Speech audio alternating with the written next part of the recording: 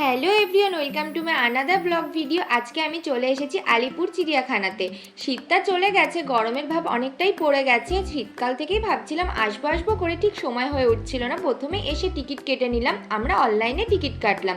তোমরা অনলাইনে না কাটতে চাইলে অফলাইনেও কাটতে পারো, সেম প্রাইসই পড়বে 50 টাকা। তারপরে আমরা টিকিট কেটে এন্ট্রি করে নিলাম।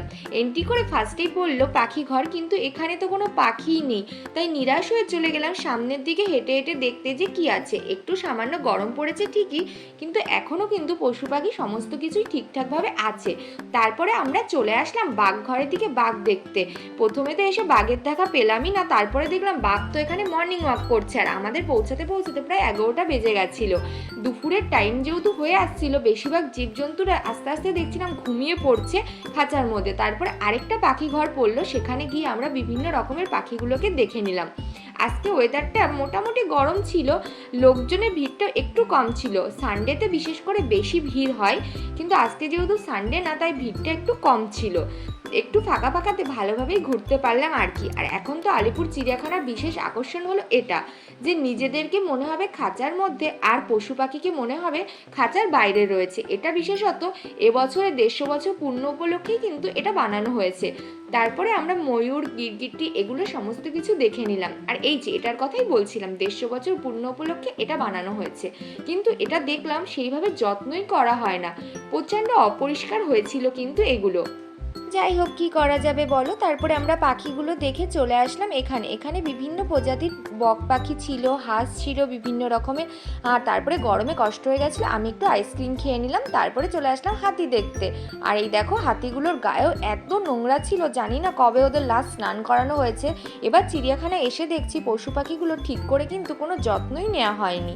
যাই হোক, তোমাদেরকে বলে দিই, চিড়িয়াখানা কিন্তু সকাল 9টা থেকে বিকেল 5টা পর্যন্ত খোলা থাকে। আর অনেকের মধ্যেই চিন্তাভাবনা আছে যে আমরা বাইরের খাবার খেতে পারবো কি না, কি বৃত্তান্ত, সেগুলো ভিডিওটি পুরোটা দেখতে থাকো, সব কিছু তোমাদের জানিয়ে দেবো। এই দেখো, এখন ভিতরে কিন্তু প্রচুর পরিমাণে ফুড স্টল হয়ে গেছে, আগেও ছিল কিন্তু অনেক বেশি হয়েছে এখন। যাই হোক, এখান থেকে আমরা কিছু খাওয়া দাওয়া করে নিলাম, করে এবার আমরা চলে আসলাম বাঘ দেখতে। কিন্তু এসে দেখি সমস্ত বাঘ এখন ঘুমাচ্ছে, কারণ মিনিমাম 1টা 2টো বাজে, তো সমস্ত পশু পাখি আস্তে আস্তে ঘুমিয়ে পড়েছে। এরপর আমরা চলে আসলাম জিরাফ দেখতে। জিরাফগুলো দেখলাম অন্তত হাঁটাচলা করছে অন্তত, কারণ আজকে আমাদের কপালটা এতটাই খারাপ ছিল, সিংহ বাঘ সমস্ত কিছু ঘুমাতে ব্যস্ত। তো জিরাফগুলো দেখলাম অন্তত ঘুমাচ্ছে না, ঘোরাঘুরি করছে। তারপরে চলে আসলাম গন্ডারের কাছে। গন্ডারের কাছে চলে তো আসলাম, কিন্তু এ কি, গন্ডার তো আমার ক্যামেরা দেখে পিছন ফিরেই দাঁড়িয়ে আছে, সামনের দিকে তো ফিরলই না। যাই হোক, চলে আসলাম অ্যানাকোন্ডা দেখতে। অ্যানাকোন্ডা দেখে আমরা চলে আসলাম এই মিউজিয়ামটাতে। এই মিউজিয়ামটা প্রায় ফাঁকা ছিল বললেই চলে, কিছু সাজারও ছিল আর বাকি পুরোটাই ফাঁকা ছিল। কোনো যত্ন ব্যবস্থা কিছু তো নেই, এইভাবে ফাঁকা পড়ে রয়েছে সমস্ত কিছু। তারপরে এখান থেকে বেরিয়ে আমরা চলে আসলাম কুমির দেখতে। এসে দেখি কুমিরও ঘুমাচ্ছে, তাই আমরা চলে গেলাম আই লাভ আলিপুর জুয়ের সাথে একটু ছবি তুলতে। ছবি টবি তুলে এসে চলে আসলাম বাদরের এখানে। এসে দেখি বাদর খেলা দেখাতে ব্যস্ত।